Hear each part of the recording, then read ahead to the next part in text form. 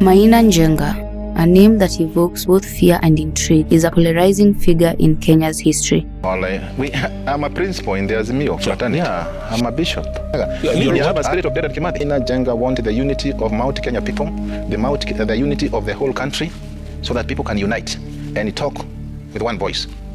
Born on January 2nd, 1969 in Karindi village, Laikipia West, to Stephen Kamunya, a chef at Kericho Tea Hotel, and Margaret Wangui. Njenga's journey from a small village to national infamy is as complex as it is controversial.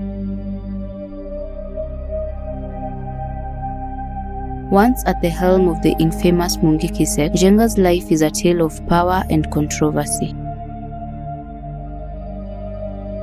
Some of the outstanding events in his early life and education include his time at Utum Secondary School in West Pokot. Dissatisfied with the institution, Njenga forged a letter in Form 3 that secured his transfer to Jomo Kenyatta High School in Nakuru. During his time at school, he claimed a supernatural experience when a dove perched on his head 3 times in class, which he interpreted as an anointing to become a prophet. This incident led him to adopt the name Maina Njenga. Upon returning home, Njenga shared his newfound spiritual enlightenment with his cousin Ndura Waruinge, who became his first follower and later co-leader of the Mungiki sect. After completing school, the two cousins began spreading their gospel in Laikipia, attracting Kikuyu youths in droves. Njenga was soon recognized as the sect's spiritual leader, and he raised a flag bearing Mungiki's official colors at their Karindi home, establishing it as the sect's headquarters. Njenga's relocation to Nairobi marked the next significant phase of his life. He joined the Tent of the Living God Church, a similar religious sect. There, he staged a coup and overthrew the leader, Ngonya Wagakonya, absorbing his followers into Mungiki. This strategic move significantly increased his influence, and Njenga began administering oaths of secrecy and baptizing members with water and fire. He advised followers to abstain from alcohol, weed, and adultery, instead promoting the use of tobacco.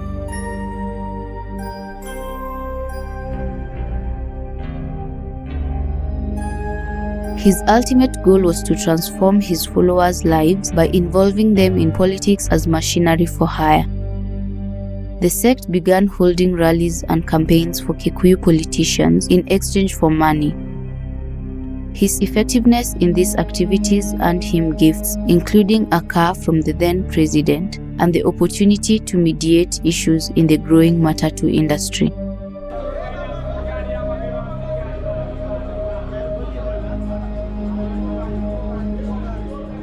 This involvement allowed Njenga to create a clear leadership structure, transforming Mungiki from a religious sect into an organized crime syndicate engaged in extortion and violence.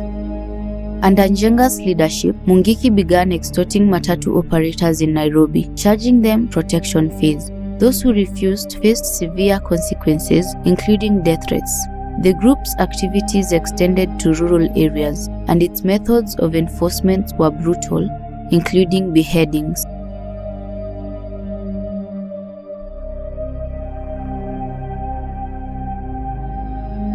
On March 3, 2002, the sect retaliated against the lynching of 2 of its members in Kariobangi by killing 20 people. This massacre prompted the government to outlaw Mungiki and intensify its crackdown on the sect's leaders and members. The crackdown revealed the sect's ties to political figures, with arrests including Ndura Waruinge and Akanu MP David Mwenje. Despite these efforts, Mungiki's activities continued, particularly in rural areas where extortion remained rampant. The sect's control over matatu stages forced the government to implement transport reforms in October 2003, requiring crew uniforms and vehicle owner identification to curb Mungiki's influence.